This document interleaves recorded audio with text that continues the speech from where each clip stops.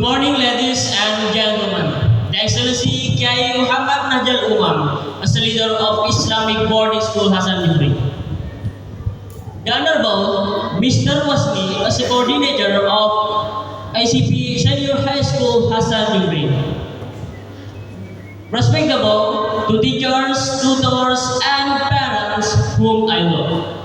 And the last is to all my beloved friends.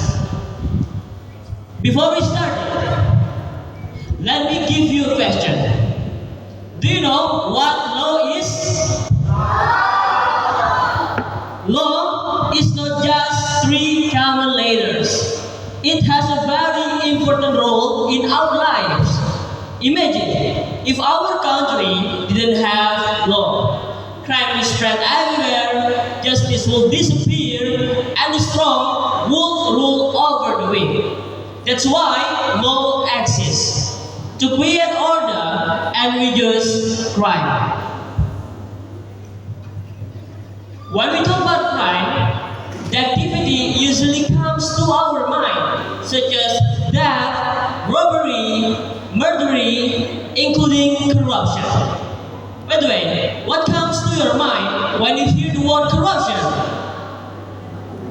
Anybody here? What comes to your mind when you hear the word corruption, guys? Stealing money. Stealing money. That's right. Can you mention the name of corruptors? That's right. Remember, guys, corruption is a serious problem in Indonesia. There have been many big corruption cases. For example, Pertamina Company was involved in alleged corruption between 2018 to 2023, causing losses of around 190 trillion rupiah per year. From these cases, we can see that corruption has become a common culture in our country. So the question is, are our laws strict enough to stop corruptors? I don't think so. That's why I believe that the government should consider the death penalty for corruptions. I'm Hanif, here we go.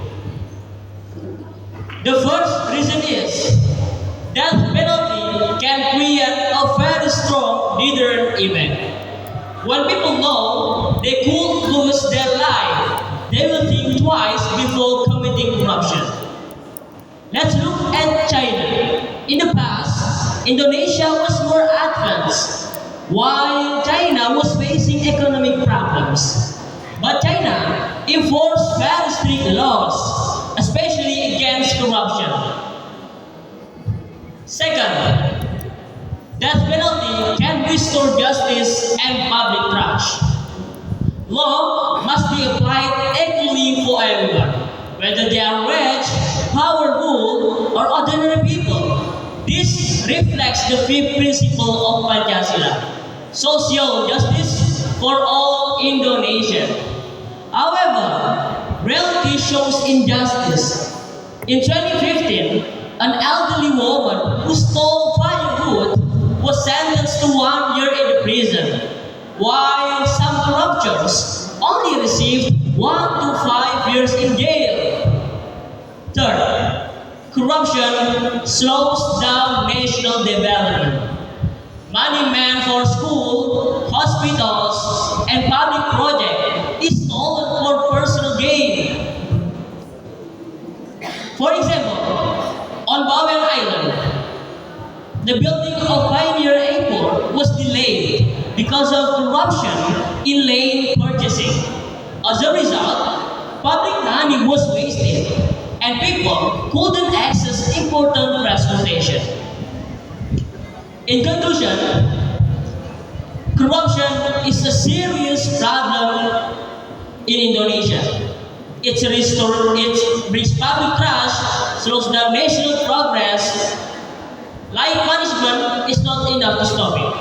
Therefore, the law must be strict, fair, and equal for everyone to create a fair and strong country. That's all for me. Thanks for listening. I'm Hanif. Get back. Wassalamualaikum warahmatullahi wabarakatuh.